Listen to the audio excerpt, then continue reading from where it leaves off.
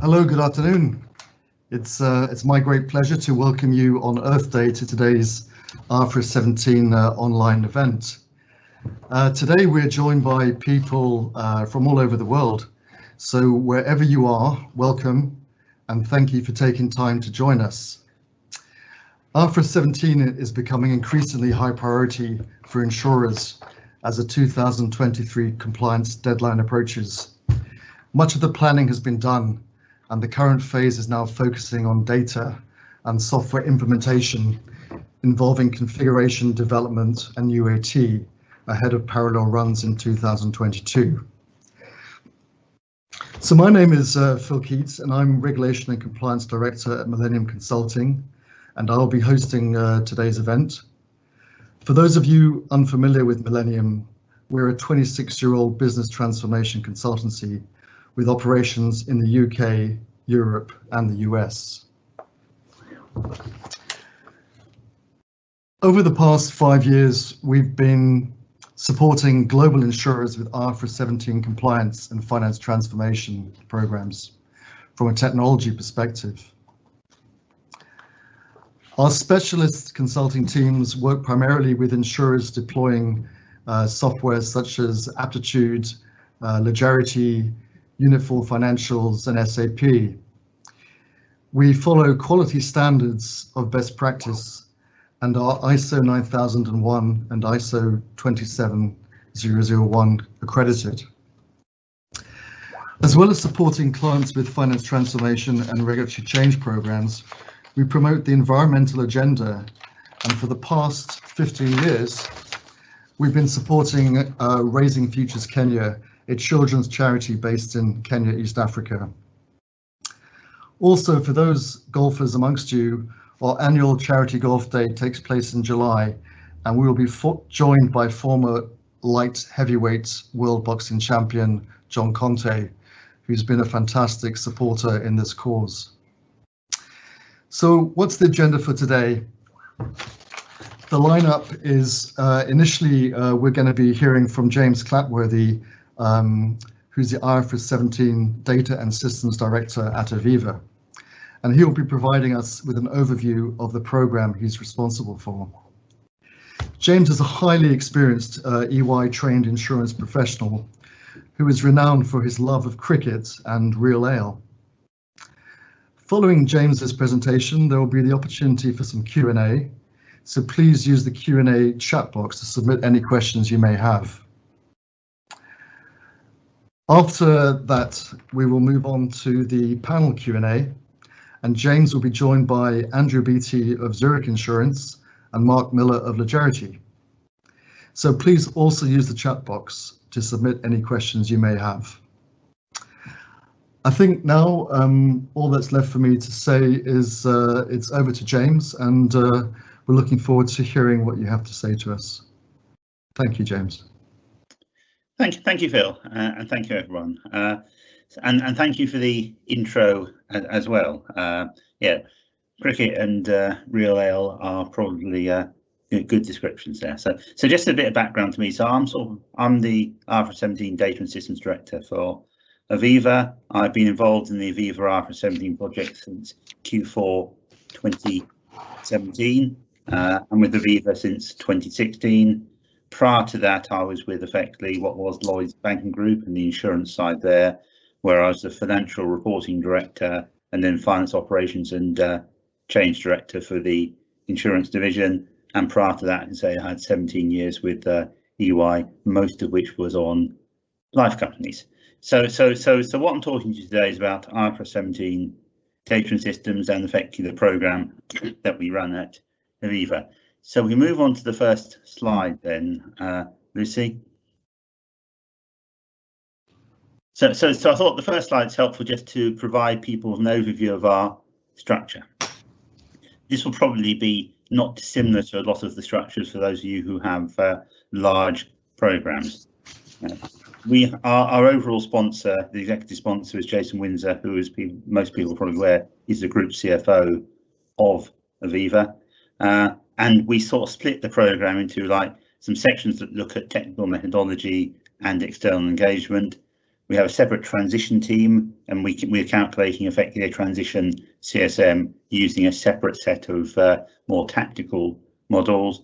We also have a commercial team, and that's looking about what the numbers are looking like and what we do about that. And we have a financial impact team, and then we have me, and I effectively run all the data and systems and reporting readiness. Now, the bits that sit in there, a lot of them will be very familiar to people. We've obviously got a sort of data bit. We've got stuff that looks at our actuarial profit models. We've got stuff that looks at the contractual service margin and the calculation of that. And we've got stuff about how do we actually get stuff into the ledger as well. I think there are three probably things which maybe are slightly different from us as a program to maybe some of the other programs. The first one is effectively that we are, as part of IFRS 17 for Aviva, implementing a new group consolidation system. We currently use Magnitude for our consolidation, but that is effectively a 15-year-old system, not cloud enabled, and therefore we are, as part of IFRS 17, as part of the IFRS 17 funding, moving effectively to the Oracle FCCS consolidation system. So that's the first thing, which is probably maybe slightly different. The second thing that's slightly different is that we are, as part of the IFRS 17 programme, introducing a new analysis of change system, and that new system will be both for IFRS 17 but also for our IFRS 4 and our Solvency 2. And that's a good example of where we're trying to make sure we bring our infrastructure together. That's the second thing which is different. And the third thing, which is probably a bit different maybe from other programs, is that our view is that when we implement IFRS 17, it will take longer than our current IFRS 4 processes. You know, things that we have to produce a CSM, we've got all the cohort team, we've got all our matching of our accounting and actuarial numbers, mean it will take longer, and we as a punt think it will take an extra 4 working days. Now, we currently report on working day 15, and we still want to report on working day 15 going forward. So therefore, we got a piece of work which is looking at how do we make sure that extra 4 working days, which would otherwise push us to working day 19, we can take a series of steps to actually keep that at working day 15. And that effectively will involve changes to how we produce some of our actual model point files, changes to effectively how we get some of our asset data in, changes to how we do some of our new business. And there again are quite often changes to existing processes rather than IFRS 17. So those are 3 areas where effectively when we look at the scope of our programme, particularly the decisions we've made within Aviva mean effectively that will be potentially different than others. If we, Lucy, move on to the next slide. The next slide here is a very busy slide, and I'll call out some key components of it. This is the slide that we present to our steerco on a monthly basis. And it starts at the top there, what we describe as epochs and dry runs. So our epochs are what we call extended proofs of concept. So effectively, what we've been doing since effectively the end of 2019 is gradually putting a greater number of capability through effectively our IFRS 17 solution. So you'll see there effectively we've done epoch 1, epoch 2 and epoch 3, and we're now just in the process of starting dry run 1. We'll then have a further dry run in October this year, which is when we'll effectively test the analysis of change capability for the first time. Then we'll do effectively a parallel run at the start of 22, which is saying, well, can we actually do effectively both the IFRS 17 and the Solvency 2 IFRS 4 stuff at the same time? And then effectively we'll have effectively a comparatives run in June 22, which will also be where we produce the opening balance sheet. So essentially 7 effectively goes at producing sets of numbers. And when we do each of these runs, what we're trying to do is give ourselves a view on, does the kit work? You know, can we actually view stuff? But also effectively, can we what are the numbers telling us? You know, so for example, when we did epoch 3, which is sort of halfway through 2020, you know, that was the first time we did reinsurance. And that gave us some good insights in terms of the reinsurance numbers and how reinsurance was moving compared to expectations. Which is to say, we are in the process of doing our dry run 1 now, and essentially that should include virtually all our capability. I think we got 13 with profit funds, so we're going to put I think 6 of them with profit funds through dry run 1 and another 4 through dry run 2. But with the exception of that, with profit stuff, I think all the rest of our business we're now effectively testing, right? So that's the first thing there. The second line talks about FP&A. We are effectively using aptitude for both our CSM calculation and the calculation of our planning numbers. So effectively, you know, that we're using their ASF technology, which we'll talk about a bit about later, and we're going to be doing that over the next sort of 18 months. We've already done some proofs of concept around that. I spoke before about AOC, and obviously the idea is we want to get AOC in for our dry run 2 this October, and then we'll implement it for effectively our BAU, IFRS 4 and Solvency 2 from effectively March next year. With profits, we've again got separate streams around that, because obviously people are aware there's lots of different things you have to do around with profits, and yet that's again, we've got some timescales around that. The next stream here talks about, we were keen to call out to our stakeholders the improvements that IFRS 17 was doing more broadly. So actually the fact that while we're doing IFRS 17, we can improve some of our existing manuals and things like that. We are implementing Run Manager, which for those of you know, actuarial systems is a much more efficient way of actually running some of our models.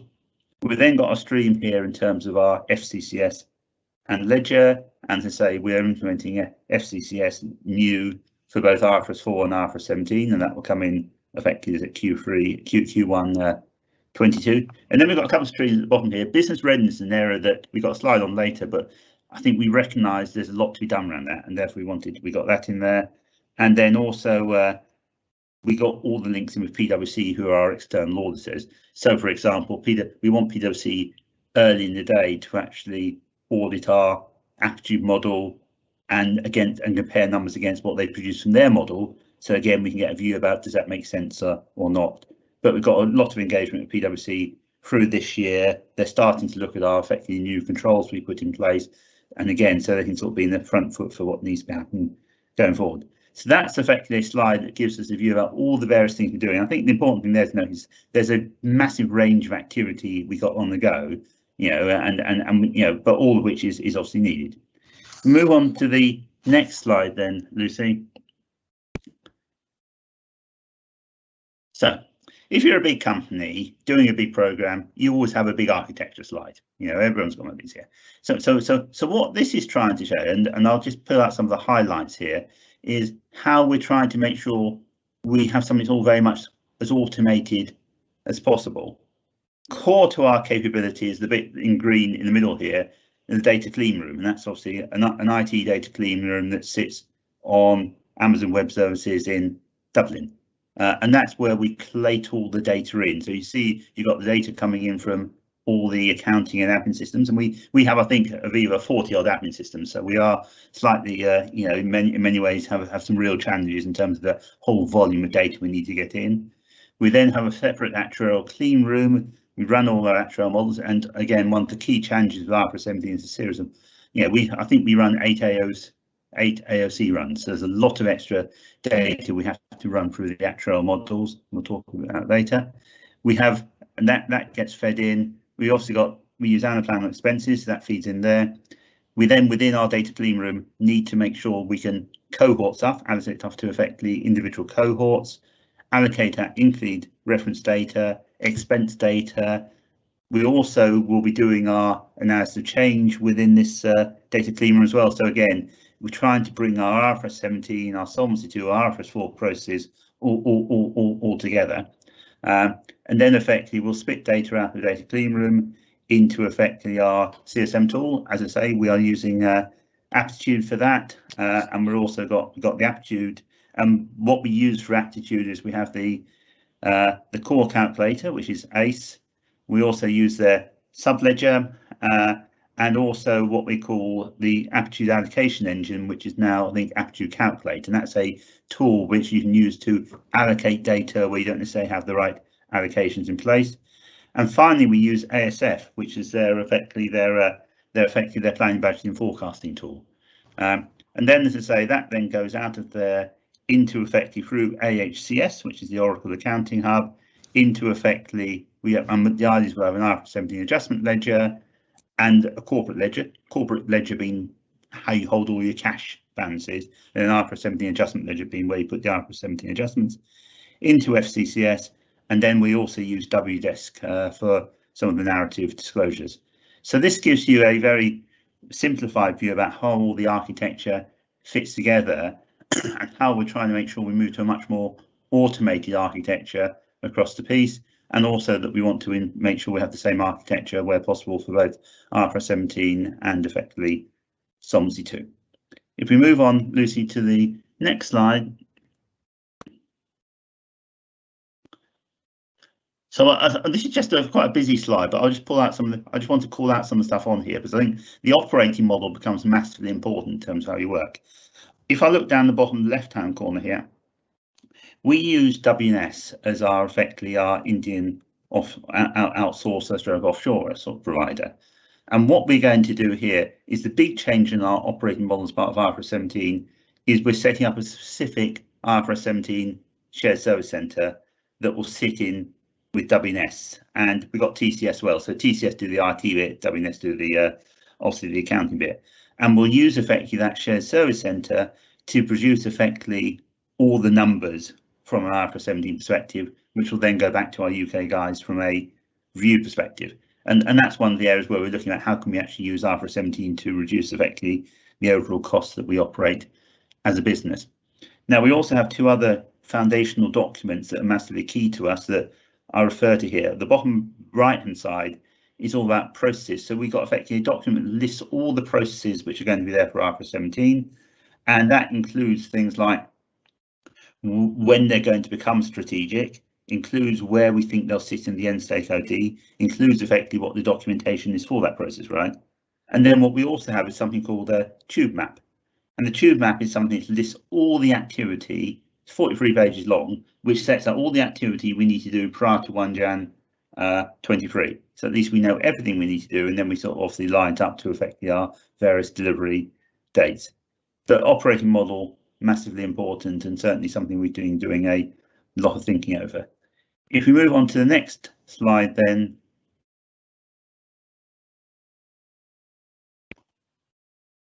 move on to the next. Yeah, so this is a slide I just pulled together which talks about some of our challenges.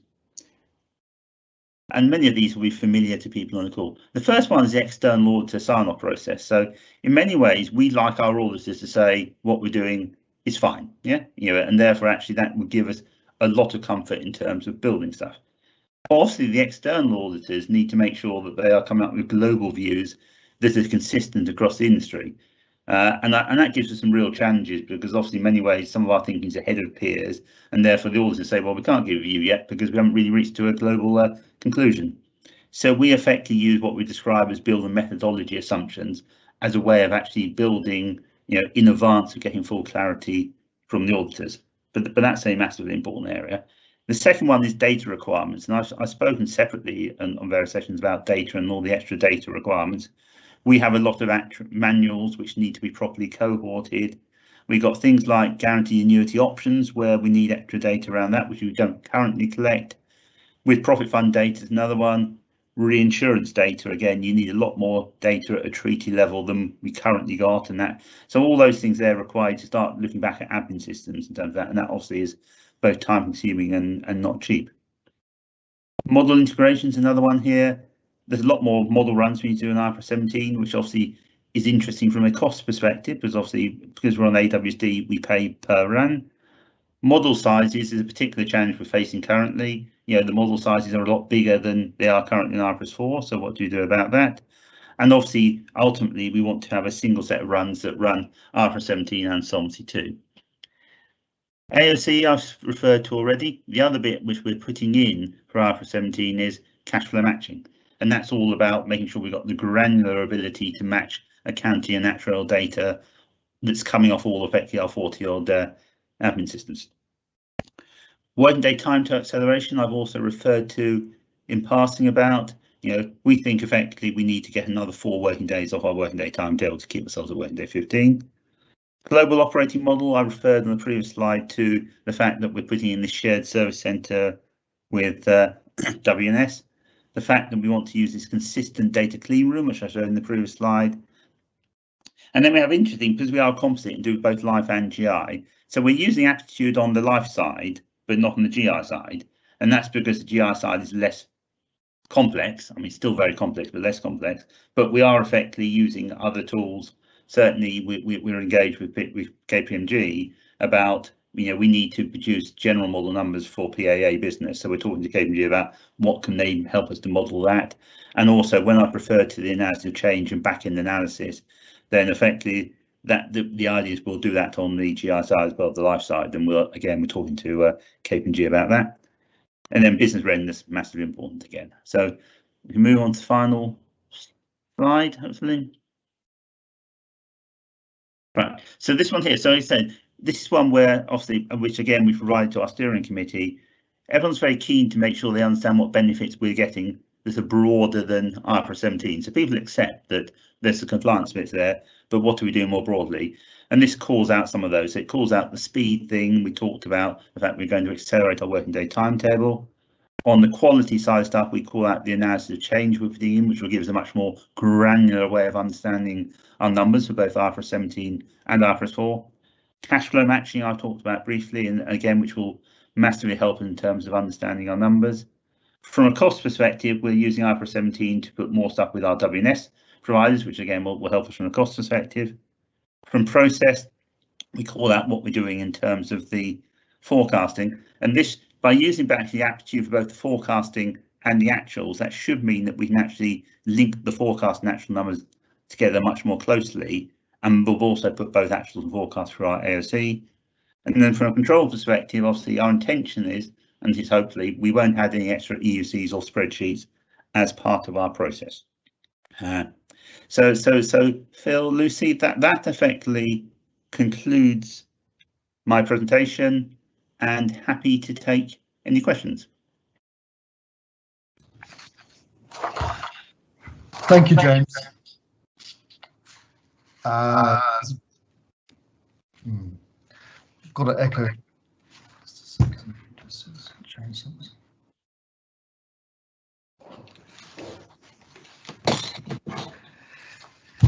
Right. I'm just waiting to see whether we've got any questions coming through.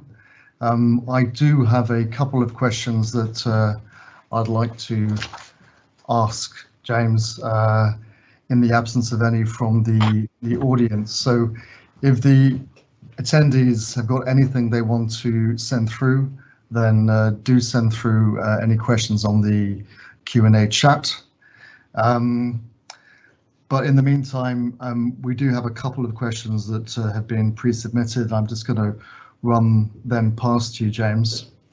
I think the first one I want to ask you is how are you navigating your vendor dependency as you move towards a transition date, particularly around recent methodology decisions or changes?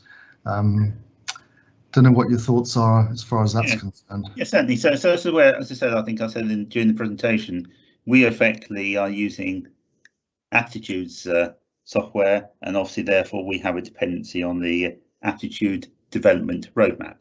Now we work very closely with Aptitude, so we have effectively, I have a monthly meeting with Jeremy Sallards, who's their CEO, and we've got a whole governance arrangement that sits behind that, and that includes them giving us a regular update in terms of what the roadmap is. We also link in effectively by providing what we know from our technical side in terms of areas that they need to be building for. So we're very closely linked in with them, and I think that's how we obviously make sure that we do keep lined up.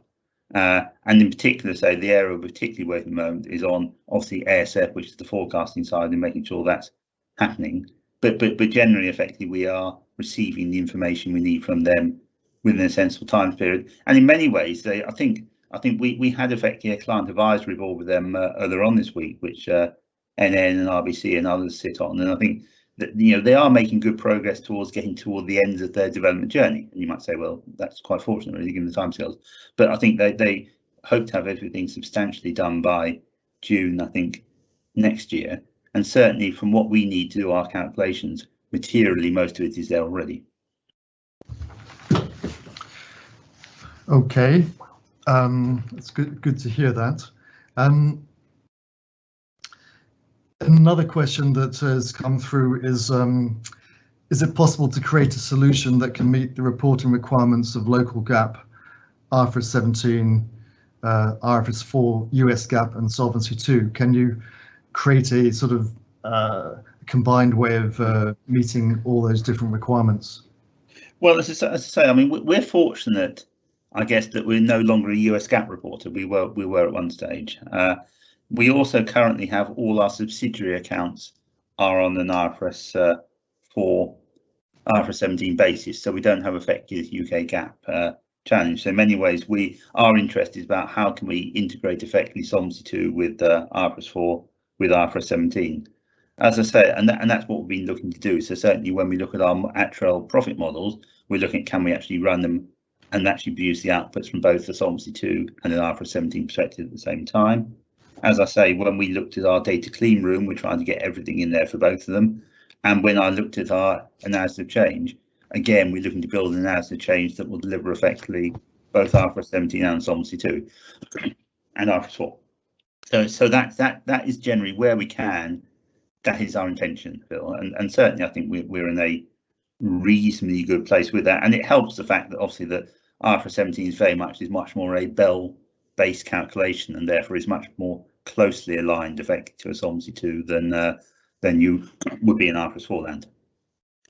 And how much longer will IFRS 4 reporting requirements be necessary? Obviously, once IFRS 17 takes effect, I mean, how much longer do you think you're going to have to be also producing IFRS 4 information? Well, we're not. I mean, so as and when, from 1/1/23, when IFRS 17 comes in, we will stop producing IFRS 4. I mean, we're not, there are various. Now, there are, of course, at least two caveats for that. Firstly, obviously, we don't know what we'll have to do for tax purposes. Yeah. Now, hopefully, the revenue will be sensible, and we'll do some sort of transitional calculations that don't require us to continue with IFRS 4, right?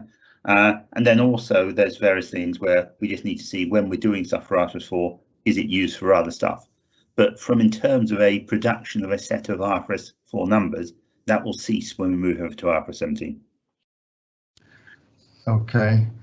We've got some good questions coming through here. Another one is, did you have any surprises on the infrastructure that was required to handle your very large volumes of data? Yeah. We all, if as anyone who deals with effectively big complex projects like this, it's a surprise a day. You always get surprised. I mean, and So I think when I look at surprises here, I guess certainly the impact on model sizes has come as a bit of a surprise to me. Certainly, I was not expecting our model sizes to jump up like they have, and that's been because essentially, and that's where I mean that. I mean effectively, when you produce an output from your models, how big is that output, and therefore by implication, how long does it take you to run it, and how long does it take you to process it?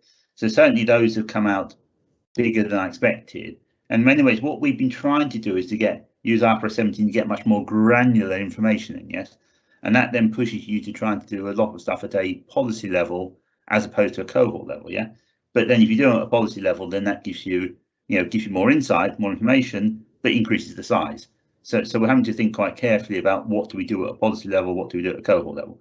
So that certainly has been a bit of a surprise.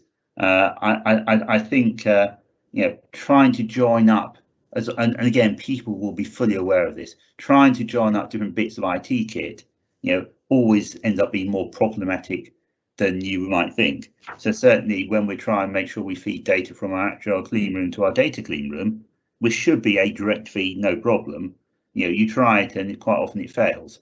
So I think those are the sort of challenges that I think probably everyone on the school will be aware of, but they are things that just seem to be constantly out there. And in many ways, sometimes the challenges, you end up with challenges that one dry run you didn't have at the previous one, which is sort of is a bit surprising. Sometimes bits of IT kit don't necessarily respond in the way you expect them to. Yeah. Good. Another one that's come through. How are you dealing with the cohorts for VFA?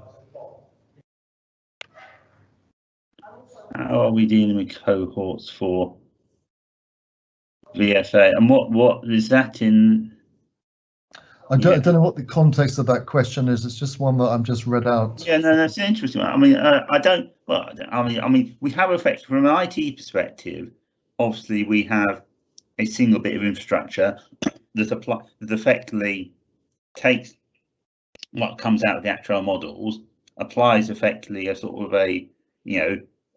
effectively a allocator, and allocates to cohorts. So we allocate 2 cohorts. I mean, we've got some challenges around some VFA eligibility, as I think most people have there, i.e. is it really VFA sort of thing.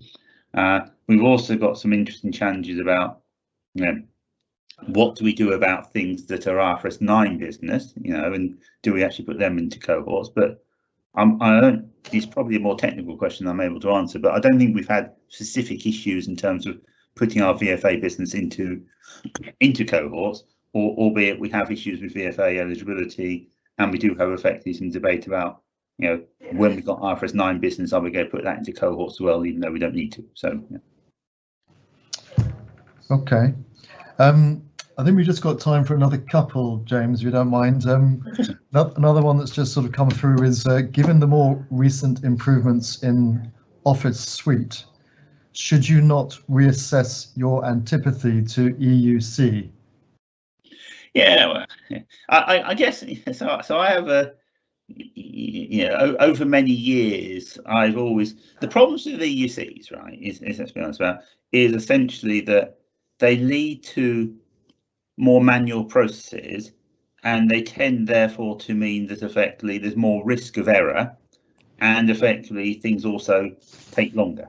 So effectively it's a combination of, you have EUCs, more risk, things take longer, and therefore my take is always that effectively we should therefore try and mitigate our implementation risk by effectively getting rid of them. Now, I'm sure that effectively that they are, there are more controls you can put around EUCs, and certainly if you look in terms of, there's all sorts of checking you can do around EUCs now, and changes and all the rest of it. But as I say, I do have an antipathy to EUCs, and I have had for years, and maybe some of it is no longer as much as it was. But I think certainly as an organisation, we certainly Avivas had our fair share of problems because EUCs haven't worked, and to say that, so therefore I think that impacts on us as well.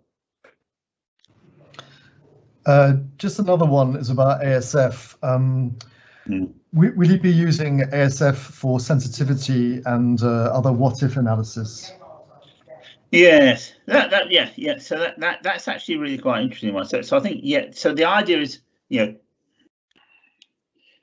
so the short answer is yes. I think we would like to be able to use ASF for sensitivity analysis. The slightly longer answer is obviously that certain sensitivities sometimes you can only get by actually putting changes through to your heavy actuarial models. So so if you really, so the challenge is, if you want to understand what's happening with discount rates or things like that, if you put that change through your actuarial models, that gives you a much better view of it than potentially what you're using ASF for. So therefore, we'd like to use ASF for sensitivity because it feels like it's a much quicker way of doing things, and we will use it for sensitivities where we can, but we may still need to use effectively our underlying actuarial models as well in certain cases. Okay, James, I'm just going to give you one sort of final one on this particular part of the Q&A. Question we've got come in is to speed up the reporting time, i.e. to reduce your 4 working day days you need there. Have you looked into the possibility of using data or some data from an earlier day than the reporting date? And if so, can you comment on the possible options? Well, I think we've looked. I mean, so generally, if you look in terms on the liability side, I think we are generally trying to pick up end of month stuff. Obviously, on the asset side, we are looking at things like where we've got illiquid assets, for example. Can we effectively get valuations of them a bit earlier than effectively the normal working day timetable? We're also looking, and that same applies to things like where we've got our equity release and mortgage books we need to value. So both of those there, we're looking at, well, can we do, weren't they -2 or something like that to buy a bit of time? The other area we're looking at is when we got all our manuals we need to put in, we do quite a lot of those, can we actually get some of that manuals processing done again off cycle? So the answer is we are looking at it. Obviously, as people are aware, once you start going away from a clean cutoff, sometimes starts giving you other issues or consistency issues and things like that. But certainly we are looking at, well, what can we do off cycle to help our processes? Thanks, James. I think as far as your specific Q&A process is concerned, we'll wrap it up for now. But obviously, what I'd like to do now is move on to the panel Q&A. So if you can stay behind, obviously, for that, James, if you can join Andrew Beattie and Mark Miller. And I think we have a whole bunch of questions that we want to ask the three of you. I'm going to start with one for Andrew, if that's okay. And question I've got for you, Andrew, is what are the implications of producing IFRS 17 disclosures and broader implications for management reporting KPIs? Okay, thanks, Phil. That's kind of a great question, isn't it? It could be, we could have a sort of a full day seminar on that one. Maybe to sort of not cover the whole topic, and please do ask follow-up questions if there's something specific which somebody wanted, which I don't cover. From the perspective, perhaps using the disclosures and the KPIs, I mean, we've obviously got some fundamental changes to profit recognition under IFRS 17. We all know that, and the level of disclosure and granularity is much higher, at least for us, under IFRS 17. And it's just true, isn't it, that the more info you provide, the more there is to be questioned about. So I think one of the implications for us when we're producing all of these IFRS 17 disclosures is to try and make sure that we're telling the story from a business performance perspective rather than sort of technical, because there's going to be a raft of information that we're publishing. And then we need to link that back to the disclosures that we're publishing. And then behind that, obviously, we need to have the management KPIs, which are kind of aligned and supporting that messaging and helping us with our internal performance management. That's sort of like perhaps at a sort of a very generic level. Maybe, and we've got a bit of time, and it is a big question. Maybe I'll just give you a few examples. So in Zurich Insurance, our property and casualty business is much bigger than life, and virtually all of the P&C business is following the premium allocation approach. So one area of the new disclosures is going to be around the new dynamic of discounting of incurred claims and the kind of related disclosures for that. So we're used to discussing prior year development, and that's an important part of our messaging. But going forwards, we'll have this extra dimension of payment patterns and interest rate development, which have never really been in the spotlight before when we've been looking at the results. So that's something which we need to sort of understand quite well and message. There's a new kind of processes needed to sit behind that. I think another one, which I'm sure that virtually everybody is discussing, is the combined ratio, and what is the disclosure around the combined ratio. My background, so I should have introduced myself. I'm next year, beginning of next year, I hit 30 years with Zurich Insurance, but virtually all of those 30 years have been in the life business. And just in the last 3 or 4 years, whilst I've been working on IFRS 17, I've had a broader role. But the combined ratio is a cornerstone of P&C reporting. It's so well established across the industry that I can't really see us moving away from it in the early days, even though the sort of the discounting of the claims and the presentation of expenses and the profit and loss account could lead to some what might look like some significant changes. So I think we'll have some new disclosures for IFRS 17, but I think we'll also need to help the industry, well, not the industry, but our shareholders, analysts, and so forth through their journey. And something like the combined ratio, I think we'll probably have additional disclosures and maybe solve that through definition. But it's something that we're still actively discussing. So those are a couple of things which kind of come to mind on the P&C side. Of course, we've got risk adjustment and loss components, which are common to both life and the P&C business. For me, I think risk adjustment is going to be intellectually interesting at the beginning. I think there'll be some, technical questions, understanding how does it work for Zurich, how does it work for Aviva, how does it work for, for all the insurers, and what is it telling us when you compare company to company. I expect that will sort of fade away when people get used to it, unless there's something obviously significant happens in a particular reporting period. I think loss component will be quite an interesting one too, and there's various reasons why you might have a loss component. At one extreme, because you've got genuinely bad business, hopefully not too much of that, but you also have this potential disconnect between economic pricing and an economic view of the products and perhaps an IFRS 17 accounting view. So one of the implications of that I think it's going to be, we'll need to talk more about, well, if we have them, which I expect we'll have some, we need to talk more about these contracts which look like they're a little bit more marginal under IFRS 17, and that will mean getting closer to the pricing and underwriting functions, I think, in our messaging. Maybe, sorry, I'm talking a lot. Maybe I'll wrap up with life, which is actually, the biggest one.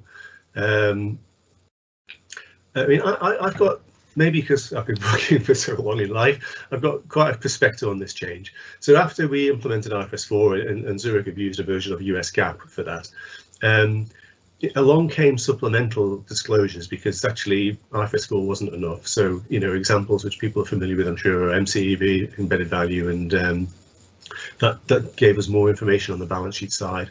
But also on the profit and loss account, we and many peers had some form of kind of sources of earnings or profit by source, where we try to take the IFRS 4 profit and loss account, which, to be honest, has limited value for me anyway, and show that in a different way that is perhaps more meaningful. Where are the profits coming from? Now, these supplemental disclosures that we developed for IFRS 4 won't continue, I'm sure, not in their current form anyway, as we go into IFRS 17. And even though we've got tons of new IFRS 17 disclosures, it does feel like we're taking a bit of a step backwards in some of those areas. So I think one set of disclosures under IFRS 17, which will be very useful, and I'm sure we will concentrate on, are the balance sheet building block disclosures, particularly the CSM, how the CSM has developed over the years, and KPIs linked to that. So that will for sure support some of this storytelling that I mentioned earlier. To be honest, though, from where we are at the moment, and we talk quite a lot to our peers, at least in continental Europe, I think even when we go live in 2023 or a year and a half from now, that's still going to be work in progress. And I think we're just going to see this evolution of reporting, filling in the gaps as we saw with IFRS 4. I think there are gaps in IFRS 17, and we'll see that evolving after 2023. I suspect it'll be some years after then before things are kind of really settled down. So sorry for making that a long answer, but it is a big question, and there's a lot of interesting pieces to it. So there's a few thoughts and yeah, follow-up questions if anybody would like to explore any other areas. Thanks, Andrew. That was a very comprehensive insight into those aspects. I'm going to just move on to a question we've got for Mark at Majority, and the question we've got here is it wise, or is it even possible at this late stage to pursue a strategic rather than a tactical approach by considering the ideal future state finance systems landscape post-January 2023? I don't know what your thoughts are on that, Mark. Yeah, good afternoon, everybody. Yeah, so I suppose the first thing to say is, there was a delay to 2023, so but I suppose a lot of that time has been used up. But I suppose the good news is that a lot of the vendors out there have quite mature solutions in place. So there's a lot of pre-configured work done there. So that's going to shorten the implementation times for those who haven't started.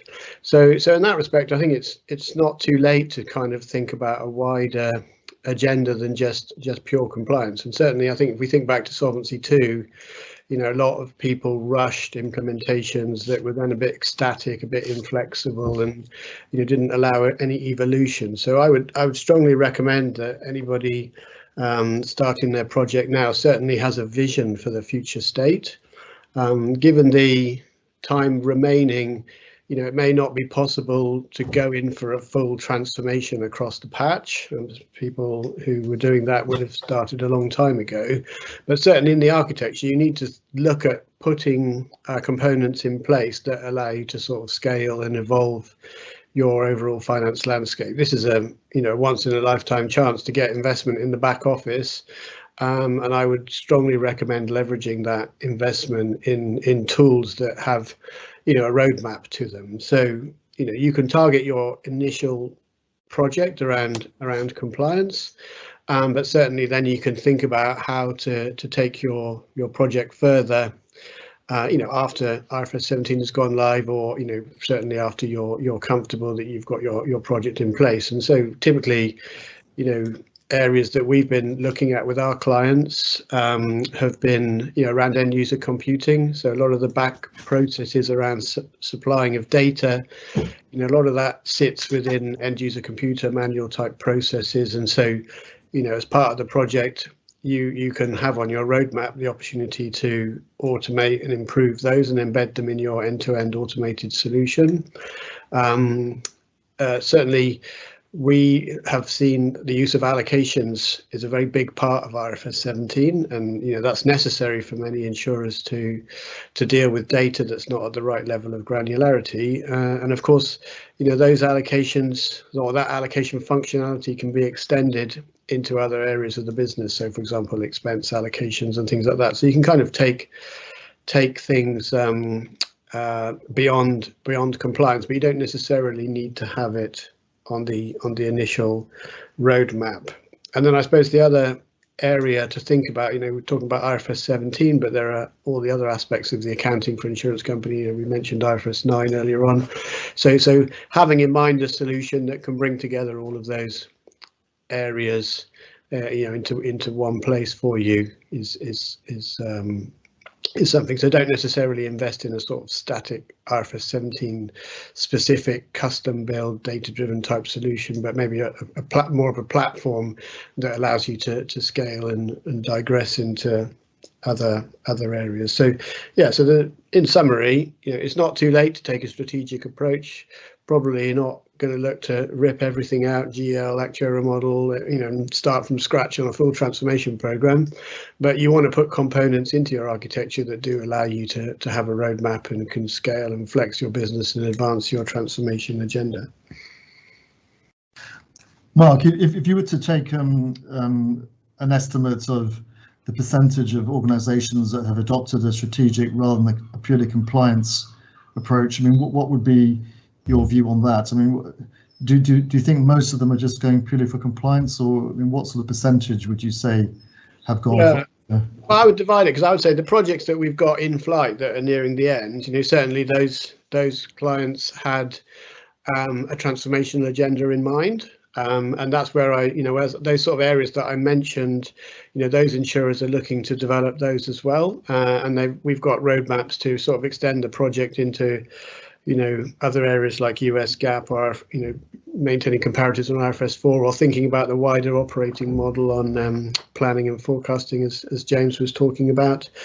But the compliance only space is really those clients who haven't started yet, and particularly in the smaller general insurance market, that's where we're looking at teams that spend a lot of their time just battling day to day, and then they've got on their to-do list, we've got to do IFRS 17. And so those are the ones that are coming to us and say, right, we just want to get IFRS 17 done now, cheap and cheerful, as quick as possible. And that's the large part of the market that we're dealing with now. So as a percentage, it's pretty much almost 100%, perhaps say 80%, because there are some big reinsurers that are still thinking about transformation. So if I say 80% of the market now is looking at compliance only, but of course, once it gets to RFP and contract, then of course they do start thinking about, well, what else could we do with this thing we're buying? Yeah, because it does strike me that this is an amazing opportunity to make some massive strategic strides forward, take some steps that haven't been taken for so many years. So it seems like it's a great potential catalyst to do a great deal more. So hopefully it's in their best interest to actually, invest and improve their processes and everything they do and make themselves more efficient. Yeah, and I think it's about constructing the business case. So you get the investment, you get the intention of the board, because you've got your IFRS 17 compliance to manage, and then as part of working on the plan, you can then improve the business case by adding in additional goals to achieve. Great, thanks, Mark. And I think, Phil, just to add two things on that, I guess from our perspective, it's things like it's the consequential implications of IFRS 17, and say it's the increase of the working day timetable, and also eventually, if you do nothing else, IFRS 17 increases your costs, yeah, that have then driven us to look at other things to mitigate those consequences, yes. So we're looking at stuff like how can we mitigate this increased working day timetable, which drives your more strategic stuff, and also ultimately we want the impact of IFRS 17 to be net neutral in terms of the in terms of where we are from our finance cost base. But then that then does drive you to again further automation and further transformation to make sure you're not increasing your costs. And I think that it's those things there that effectively, in many ways, certainly the big companies, and probably so a lot of this medium-sized companies as well, will drive them to doing other more transformational stuff to mitigate, and say, that time and that cost implication. So James, as a tier one insurer with Aviva, I mean, is your process is more of a transformation program rather than pure compliance, isn't it? Yeah. We started back in 2017, 2018. We started off our transformation program as well, and basically we were trying to link IFRS 17 with the transformation. We felt that therefore that was a sensible way to operate, and therefore we have, as I say, got a big old actuarial systems transformation program on the go. We're obviously moving to a new investment reporting system. We're changing, enhancing all our ledgers. So we have a whole series of, and as I say, we're putting the IFRS 17 transformation as well. So we are effectively trying to hit a lot of these areas. Now, still more to be done, but certainly we are doing the broader transformation as well. And I think that's what I understand, certainly at that high level, is where the peer group are as well. And I think the peer group are generally have gradually been adding more transformation in, just to mitigate, as I say, some of the IFRS 17 challenges. Great, thanks, James. I'd just like to sort of circle back actually to a question that we did have for you specifically, James, from one of the attendees. And the question is, he's a little bit unclear as to how you're doing initial recognition. Are you doing this as a set cohort group or contract by contract basis? Initial reckoning, we're doing contract by contract, yeah. You're doing it contract by contract. Okay, well, hopefully that answers that particular question. A question for Mark, actually. Some software vendors are offering a pre-configured out-of-the-box product. How does one product meet a multitude of insurers' specific needs? I mean, I don't know whether your product, Legerity, is a pre-configured solution. I mean, if it is, I mean, how do you address multiple requirements?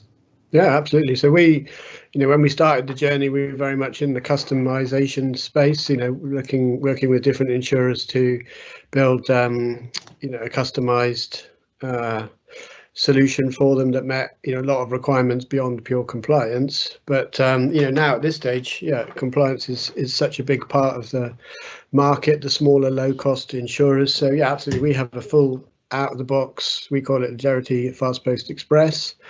And we offer different levels. So, for the very simple insurers, you can buy into a very simple set of configurations. And then as you go up the level, so we have a kind of tiered approach, you can buy into richer sets of functionality, which allow you to drive, some of those more transformational benefits, looking at the wider operating model, as James talked about. And, often in our presentations, we talk about out of the box kind of plug and play. And that is true to an extent, but of course, as you've alluded to, no insurer is the same. So what we have is a library of configuration options, and we have a methodology that we follow where we take the insurer through, the different measurement models in IFRS 17, focus them in on the kind of products that the insurance company has and the data environment the insurance company has, and then from that we can build a library of our configuration settings that suit the individual insurer. So it's out of the box, but within that, there's plenty of options. So we have, what I would like to say is that we have solutions for all of the things you'd expect to have to deal with in IFRS 17, and not every insurer is going to need them. And the other thing is that different insurers may want to tackle things in slightly different ways.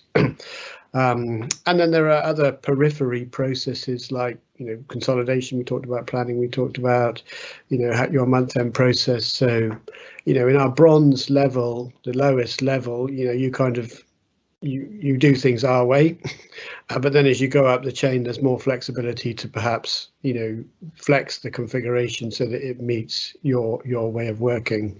But what I would say is that there's a lot of people coming to the market now with out of the box,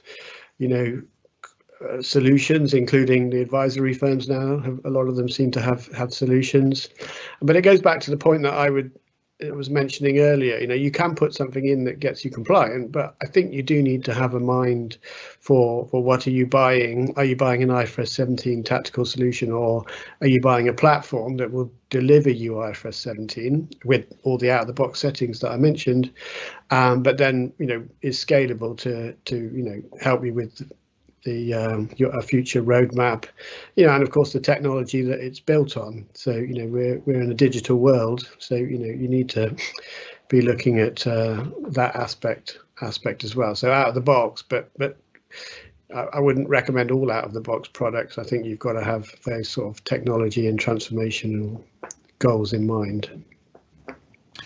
Yeah, I think you're right. I think if you have a more generic type solution, it's probably a longer term strategic option that can maybe do a lot more, than initially what you were expecting to achieve to start with. So yeah, great. I've got another question that's come in, which is for Andrew, and it's looking back at your IFRS 17 program, what would you have done differently with hindsight now?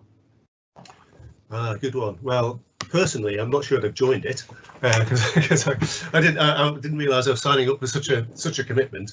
But a little bit like James was saying, we started quite a way back, 2017 also, and we were really aiming for the 2021 implementation date. So we had our first dry runs in 2019, and since 2020 we've been doing parallel IFRS 17 and 4 reporting.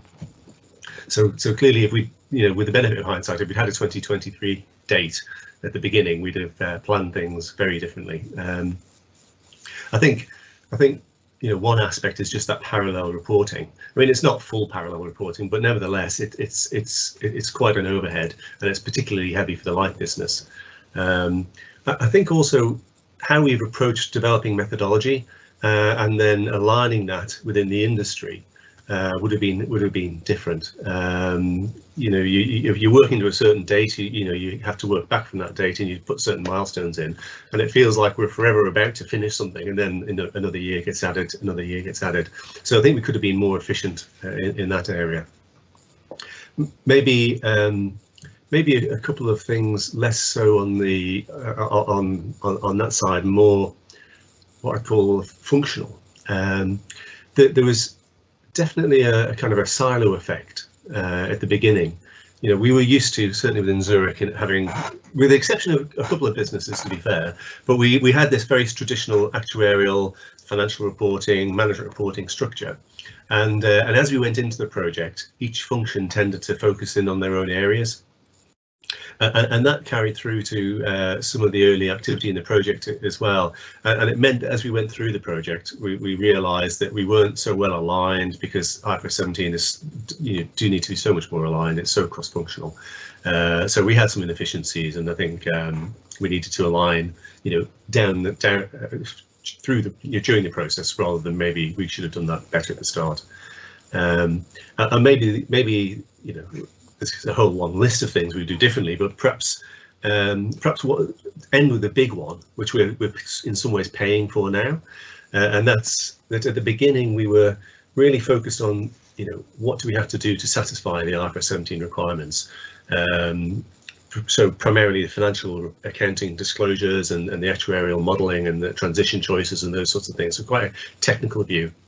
There was much less thought given to the storytelling and business performance management, and that's kind of natural. You have to start somewhere, but it does feel like now we're playing catch up with that, And I think there's a general consensus with our project that we wish we'd engaged maybe just a year earlier or something like that, but to understand some of the you know, the business steering and storytelling and those aspects, because they do influence, you know, they are influencing, and again we have some sort of realignment needed that does influence how you do things.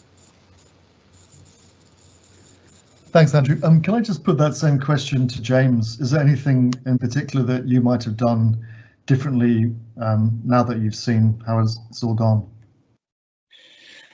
Yeah. I mean, we certainly, you know, we probably spent quite a lot of time trying to work out how best we integrated our finance transformation activities and our IFRS 17 program. And we started off with an IFRS 17 program, then we dispersed it all to a series of transformation activities, and then we brought it back again. So I think we hadn't quite worked out how best to link those together, which probably was you know, took a while to actually work that through. I think as well that you know, we again, as Andrew has referred to there, I think in terms of, it feels to me we're in a really good place, I think, in terms of our build, as you've seen the stuff there, but maybe we're in a slightly less good place in terms of how we're going to get all our, what I described, the commercials, and how we're going to tell the story to the market. Yeah, and again, I think if we'd had our time again, probably we'd have put a bit more horsepower behind that commercial. Like, we don't know all our KPIs currently and things like that, yeah, which would be really nice to know, sort of thing, and things like that. We haven't necessarily quite worked out how we're going to get all our metrics working. So I think that's the second thing. The first one was how we link properly in finance transformation. The second one there is obviously how we actually link in with the commercial side. And I guess the third one was, in many ways, we underestimated, I think, and I shouldn't really do this, I'm an accountant, so I also know what I'm doing really here, but we underestimated, I think, some of the accounting and data challenges that we had, you know, because we're still going on the accounting and data challenges and just trying to sort our way through them. So I think probably if I'd had my time again, I'd have maybe thought a bit more about them and actually thought a bit more about some of the underlying data we need to get, say, on like reinsurance and GAOs, for example, a bit sooner. Great, thanks, James. Phil, maybe I should just make a comment, because one thing that we're seeing a lot in the market now is, if you know, I'm not saying this for James and Andrew, but we are seeing a number of insurance companies now who realise they've gone down the wrong route. And I would just say that, you know, it's not too late to change tack now. So, you know, we're certainly doing some marketing now on what we call the plan B. So, you know, where you've gone down maybe a self-build and you've realised it's a bit tougher than you thought, or you're working, you know, you've been a part of a group and, you know, you're not happy with the way the group program is going, and you've, you know, concerned locally. So we're seeing a number of reasons why insurers are perhaps reevaluating their programs, and you know, I think there is an opportunity, if you feel like you've gone down the wrong route, it's not too late to change tack. Does that reflect the fact that maybe people massively underestimated the scale and complexity of this whole program? Do you think wasn't full recognition of what was actually involved? Do you think that's part of the problem? Yeah, I think that's it. Yeah, I mean, I think people went into it thinking they could solve all the issues themselves. That's one category we see, where, you know, the self-build was much harder than you thought, and the components that you had to build require a lot more investment than perhaps was realised. And I think the other category is big groups, where, you know, the head office has maybe thought they can solve all the problems for all the markets and not realised how different all the insurers are. And so kind of one size fits all head office driven solution is perhaps inappropriate for, you know, some of the markets that these groups operate in. So that's just something that we're seeing happening, is people coming to us who previously, you know, said they'd decided what to do, who are now reopening that. Okay, I've just got another question that's come in. Maybe I'll put this towards James. James, have you considered the new target operating model and how the finance and actuarial team will interact under IFRS 17? Yeah, we have. I mean, it's interesting. I mean, we have. So the answer is yes, we are. I think Andrew referred as well. Yeah. So I think historically, obviously, we kept all our accountants and actuaries quite separate, yeah, and that's just how we worked, you know, and that's how probably most people work. But we but like our IFRS 17 shared service centre in many ways needs accounting expertise, actuarial expertise, and the data expertise, yeah. So we have effectively considered how do we better get those skill sets working together. Now I think we are. I mean, as I say, from our perspective, we got a whole series of big change programs, yes, and we've also got one on the capital side as well on the go at the moment as well. So the view is in many ways that we need to let those change programs finish over the next 18 months. That includes IFRS 17, and then we'll probably wait till then until we have a shake up of the structure, because in many ways you need to line everything up properly first. But certainly we are looking at how we can maybe more closely integrate some of our accounting and actuarial teams than we have at present. Andrew, what about for yourself? I mean, have you found that finance, IT, actuarial, risk, have they in Zurich been able to collaborate more than previously as a result of this? Well, have needed to collaborate more. So, and I think in terms of target operating model, we within Zurich, you know, largely we have our kind of group functions, but the structures in the businesses, you know, the businesses themselves have a lot of control over how they organise themselves, and you know, good and bad.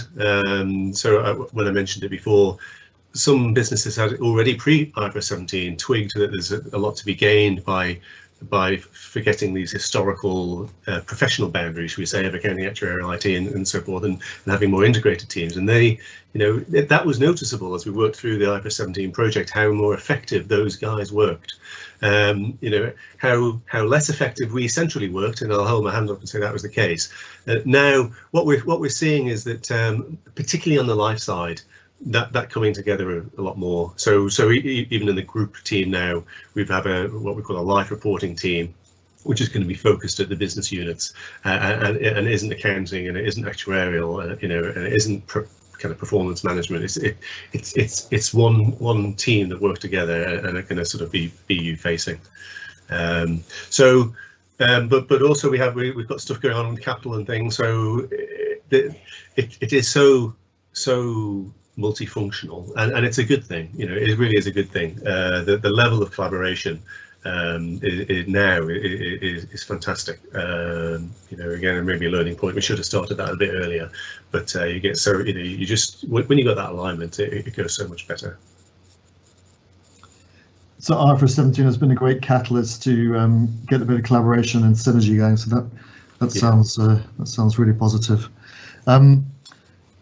I've just got another question that's come through here, which is quite an interesting one. It's talking about expenditure on IFRS 17 programs, and just wondering, as a percentage, how much more are the budgets now turning out to be than they were originally planned back in the day when things kicked off? I mean, have the budgets had to be significantly larger than they were originally, or was the budget process fairly accurate to start with? James, I don't know whether you can answer that one. I'm certainly not going to give you any numbers, mate. But no, don't worry about that. But I think our challenge has been that the project has turned out to be bigger than we originally expected, right? And I think the reason for that is that certainly we've had to. Yeah, there's a lot of areas where obviously we took a view that we like to do things a certain way, yes, and obviously in discussions either with auditors or other people, that original way hasn't worked out, and therefore we've had to do more work, yes. So I think addressing some of the technical methodology issues has taken more time. We've also decided that we made a conscious decision that we want to keep to this 15 working days, and therefore that has required more time in terms of what do we do about that sort of thing there, and I think probably from a making sure we have the right longer term control environment, that's probably taken longer. So I think we took a number back in 2017, and the number we've now got is higher than that. It's certainly lower still than we did for Solvency II, much lower than Solvency II. But we have, and what we did, the exercise we've actually just done, funny enough, recently is we've done effectively a big old rebaselining, because Jason Windsor, our CFO, has basically said, well, I get the fact you've probably been a bit tight in terms of the money you've asked for, and we generally try and avoid asking for extra money. So let's do a proper rebaselining, so we've got sufficient money in place, but then we don't need more money going forward. So the way we've positioned ourselves now is we've got a budget, and we've also got a contingency, right? And what we've agreed effectively is a process to draw down that contingency if and as we need it. Yeah. So therefore, effectively, he knows as CFO what the maximum number will be. We got a certain budget where we know we've committed to spending it, but also we've got a contingency there, which will then so he knows effectively gives him certainty at his top end, and we've got a process to draw down that contingency. But as I say, the combination of technical issues taking longer to do, the need to deliver effectively to this working day timetable, the fact that we've got more controls, and that's particularly around all the extra work we've done around AOC, and we've added in. So effectively, we're now doing AOC for Solvency 2 and IFRS 4 that wasn't in our original budget, had led to the number being higher. Okay, and just following on from that, questions we've got here is many European insurers are concerned that applying annual cohorts is an expensive and complex process. Are there any other sort of areas of the program that have been more complex and more budget consuming than you kind of would have anticipated when you started? With profits. I mean, we've been sort of forced to do more on with profits than we would have liked. You know, in many ways, Solvency 2 obviously gives benefits to with profit policyholders. IFRS 17 gives no benefit to anyone, quite frankly, on the with profit side, but we've been forced to do more work there than we would like. Okay, and the same question for Andrew. Is there any particular area that's been a bit more intensive than you kind of originally would have thought? I think maybe generically, so you know, the question of cohorts is in some ways still a slightly open question. I see there's in the chat there's a question around expenses and expense allocations. I think one of the things for us has been the difficulty in really landing what exactly are we doing, because and if it was just us it would be fine, but you know, one of the whole objectives of IFRS 17 is to try and level the playing field a bit in terms of reporting and increase comparability. So what we're finding is that we kind of come to our conclusions, and then it might be IOPA or one of our peers or somebody else comes to a different conclusion, and neither is right nor wrong, but I think the complication for us has been actually really pinning down the scope. So I don't, you know, there's nothing where we sort of sit and kind of hold our heads and think, oh, that was painful. But I just think the whole process, change management, you know, our change control board has been exceptionally busy over 2 years, because there's just so many things which still there's some wiggle room in, you know, in how they might land.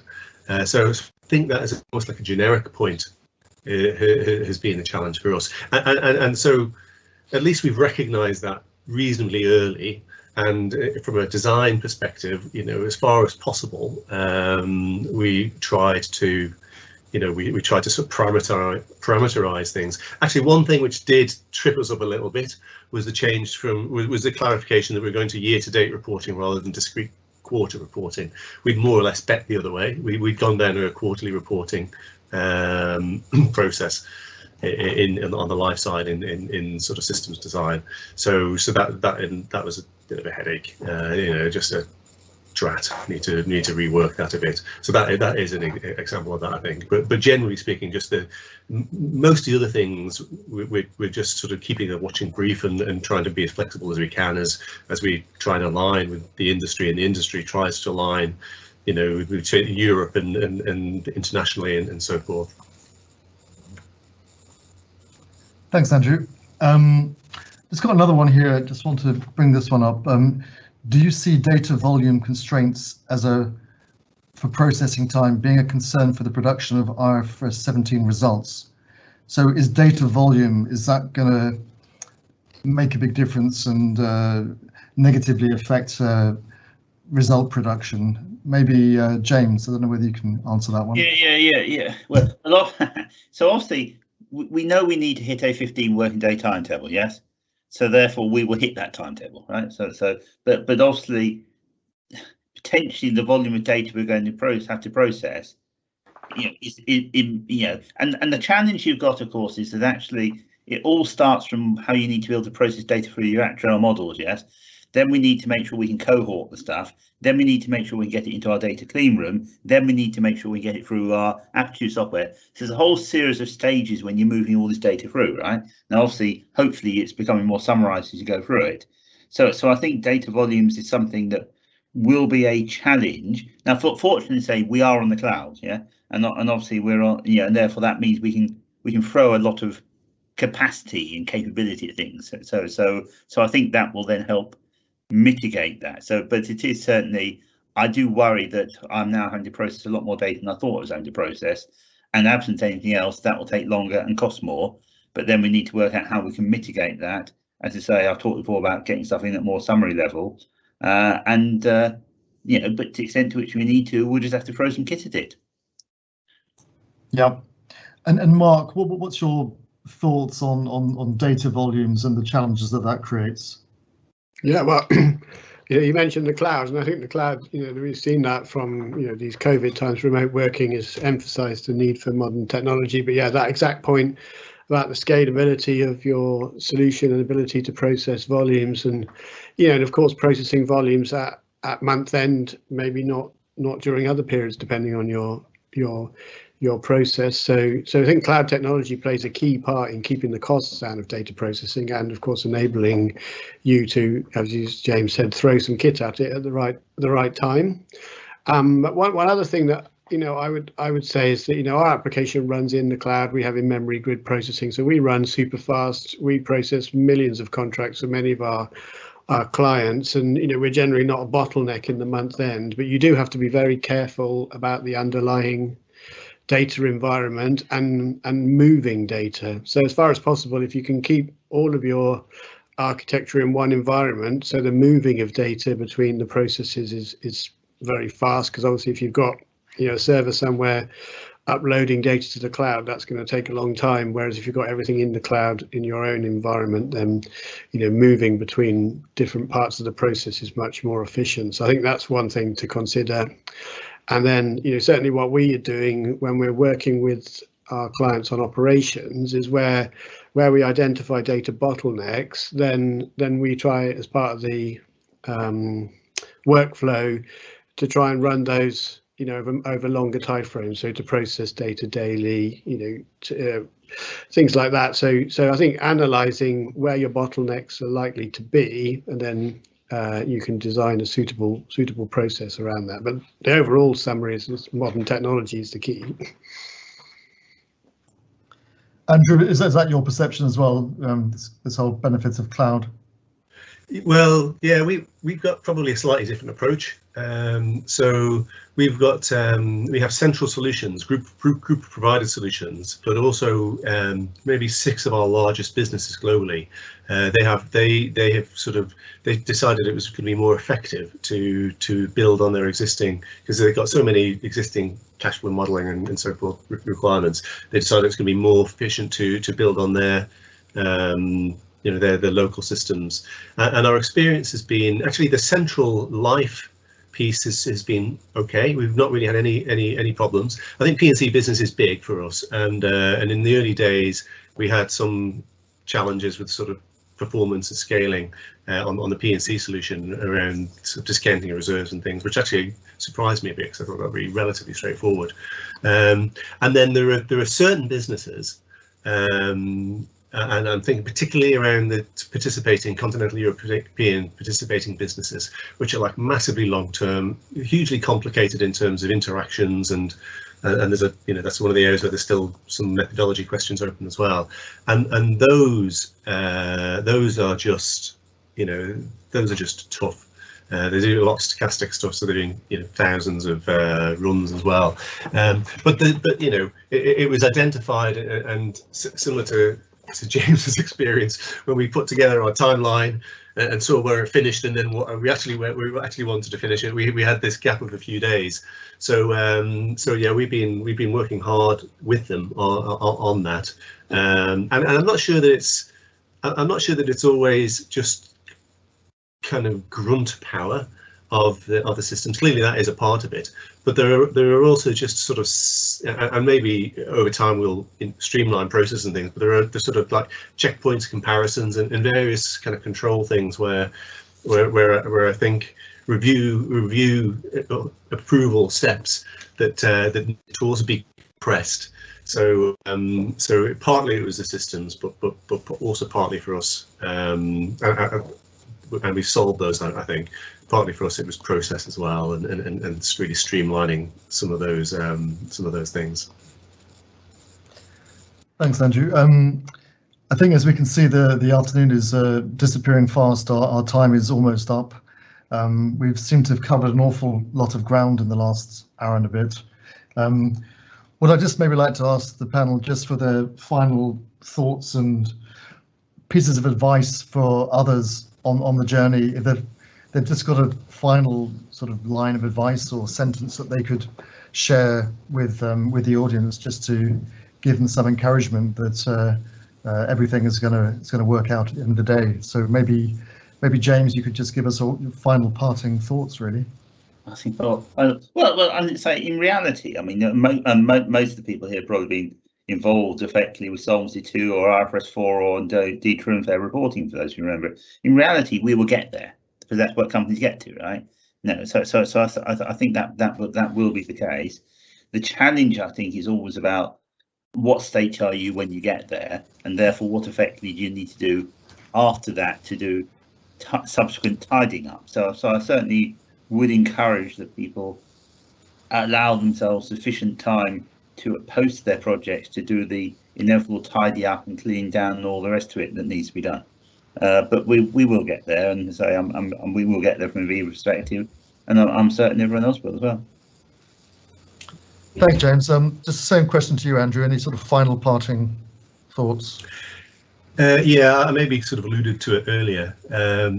For me, delivering IFRS 17 2023 is in some ways the start, not the end. So we begin IFRS 17 reporting in 2023 externally, and as soon as we do that, we're going to have a whole load of investors and analysts and shareholders and so forth, rating agencies, looking at the numbers and saying, why are you doing like that? We're putting a huge effort into trying to align as much as we can before we get to that point with at least our key peers. But I'm absolutely convinced that in 5 years' time we'll still be implementing IFRS 17, even aside from all of the things we maybe don't quite get finished by the beginning of next year. So I would say, and I say this internally, don't think that you're going to get to the answer by the beginning of 2023. You need to get to a good enough answer, a little bit like James says. It's not going to be perfect. We need to get to a good enough answer. We will get to a good enough answer, but bear in mind that that's not the end. Don't think you can have a sigh of relief and then stop. Be prepared for some smart kind of development, because I'm convinced that it'll be playing out for some years beyond then. Not for me, I think I'll have stopped by then, but for others, for sure. Yeah, that's an amazing thought, that we've obviously been down this journey for a long time so far, but there's still quite a long way to go. And Mark, same for you. Any sort of final parting thoughts from your side? Yeah, well, I think James and Andrew have summarised it pretty well. I mean, the insurance industry will get there. That's true. But what is there? So 2023, everyone's fixated on it. But as Andrew says, that's not the end of it at all. It's the start. So that's my overarching comment: is don't get blinded by 2023 and think you're going to do it and then it's done, because IFRS 17 is going to be there forevermore. So as I said, invest in, take the opportunity with the money that you're being given to invest in your IFRS 17 solution, and try and have a vision for the future, be it technology, operating model, transformational goals, all these kind of things, because this is a once in a lifetime chance. It's a huge change for the insurance industry, so try and get more out of it than just crossing the line. So that would be my parting message to everyone on the audience. Thanks, Mark.